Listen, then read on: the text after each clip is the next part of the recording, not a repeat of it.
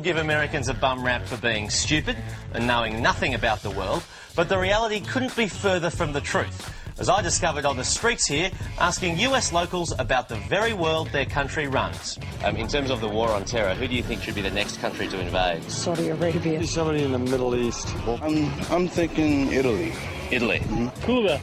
Cuba? Yeah. Iran. Iran? Why is that? I think there's a revolution going on pretty soon. Russia, China, India and Pakistan. Indonesia, Brazil. Korea. Korea? Sure. Yeah, why do you say that? They're trouble. They're trouble? Yep, okay. What's trouble about them? Their attitude. Canada. Sri Lanka. Right here. Never heard of it. Iran. Iran? Yeah. Okay. All right, do you want to put a number one in Iran there? South. Where are we? Oh. Yeah. I'm thinking that. Okay. North Korea. North Korea? Why do you think North Korea? Nuclear. Nuclear. Yeah. Probably France. France? Oh, because of the they weren't our allies. All right. Put number two on France. Why would you say France? Yeah. I don't know, I just seemed to be some friction between France and the United States. You know, and it's amazing because I just realized just now that North Korea is a lot larger than South Korea. I didn't know it was that large like that. Okay, I'm a little bit mixed up over the Palestinians and the Israelis.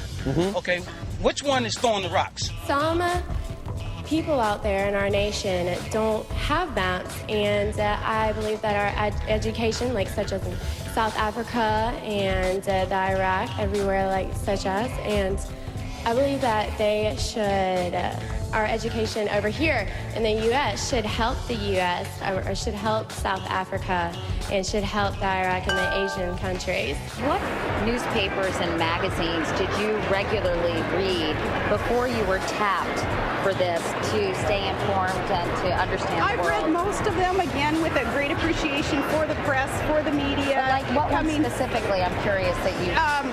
all of them, any of them that have been in front of me over all these years. I have a vast variety of sources where we get our news. Today's show is dedicated to voting. The midterm elections are coming up for Congress real soon. What's your thoughts on voting? My thoughts on voting? Voting cool, voting good. No, I'm gonna keep it real though. Bro, I can't even keep it real. Like voting good though. Like you supposed to vote. Like you supposed to really get into it. Them folks talking about. I don't know that. Hey, we gotta run that back. Why? Because when it's live TV, it's okay. It's live It's TV. all right. You It's got live you. TV. I mean, hey, man. You got to get your vote on, man. It's all How y'all right. put me on spot? No, that's not That's the show, man. Because you know what? A lot of young people look up to people like yourself, and they want to make sure that you actually do go out there and register to vote. So, are you a registered voter? Yeah, I gotta vote. Yeah, there you go. All dudes ain't even playing. There you go. You're doing better than Pro Style. Pro Style don't even vote. Pro Style can't even really read the ballot. Can't vote because you know it's not in Spanish. he's illegal. You got some ice though. Yeah, so. He said you got some ice though. That's really what matters, right? Oh, Osama, we are so clever and crafty. That handsome fool Bush will never find our weapons of mass destruction. You're right, my love. He will never catch us or find our secret weapon. Not so fast, evil foreigners. But how did he find us? I followed the stink of terror. What is the single most important secret that is no longer secret and the most important lie that has been debunked? There are so many, unfortunately, having to fight off the Pentagon, this insane theory that bin Laden was acting as a front for Saddam Hussein. Of course, the two of them did not get along, ideologically totally different, but not to take it away from him. It was a fundamentalist and a secularist, you know, I mean, they had nothing to do with each other. No. Shut up. Please don't tell me to shut up. In respect for your father, who was a Port Authority worker, a fine American, who got killed unnecessarily by barbarians. By radical extremists trained by this government.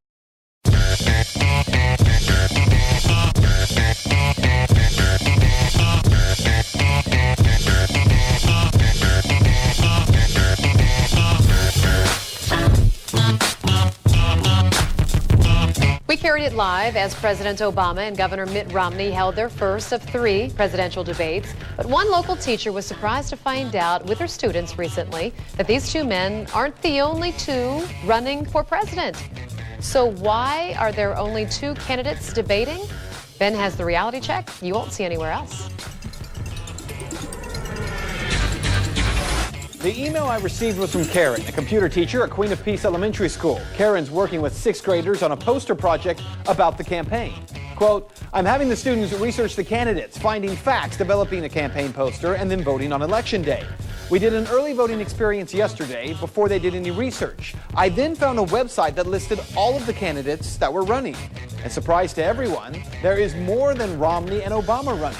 Well, Karen's right on. There are more candidates running. In fact, here in Ohio, there are at least 9 candidates on the ballot. Aside from the Republican Party and the Democrat Party, the Libertarian Party, the Constitution Party, the Green Party, even the modern-day Whig Party. So the question, why, if we're not a 2-party country, do we have debates that include candidates from only major parties? Well, the answer is actually pretty simple. It's something called the Commission on Presidential Debates. The CPD was established in 1987. According to its website, its mission is to ensure that debates, as a permanent part of every general election, provide the best possible information to viewers and listeners. Well, what a noble mission. You do have to have some criteria, though, don't you? Well, of course. And the CPD has 3 criteria. In order to be included, a candidate, number 1, must meet the constitutional requirements to be elected president. Understandable. Why allow someone to debate if they can't legally become president? Number 2, they must be on the ballot in enough states to win the Electoral College. Again, understandable. If a candidate cannot mathematically win, there's no reason to put them in a national debate. But then there's number 3. They must have received at least 15% support in 5 national polls. Well, that one is much less reasonable. But that 15% support rule is fairly new. In fact, how the CPD came into existence is pretty interesting. In 1976, 1980, and 1984, the League of Women Voters moderated presidential debates. They then walked away from it, saying that the demands of the 2 parties, Republican and Democrat, would perpetuate a fraud on the American people. The CPD, the Commission on Presidential Debates, as we know it today, was then formed by the Republican and Democrat parties. The commission is headed up by Frank Fahrenkopf, a former head of the Republican National Committee, and former Clinton White House Press Secretary Michael D. McCurry. So let's be clear, a debate commission that's run by former bigwigs from the Republican and Democrat parties and creates a 15% polling rule in 5 national polls isn't trying to create inclusion, they're trying to prevent it. If you don't have the money of the 2 big parties, getting your name out nationally to get into those polls, well, it can only happen if you're a billionaire like Ross Perot. Aside from billionaires, no one else has a chance.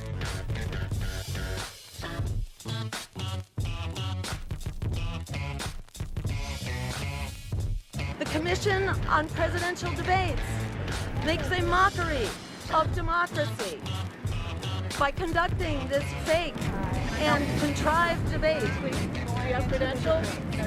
Yes, we do have credentials. We've been on the ballot in 85% of the country.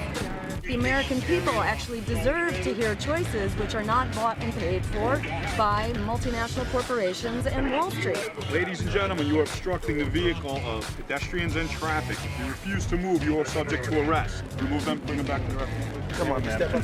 Stand up. We'll help you. Come on. Thank you. Thank you, ladies. Watch the flag. Thank you, ladies.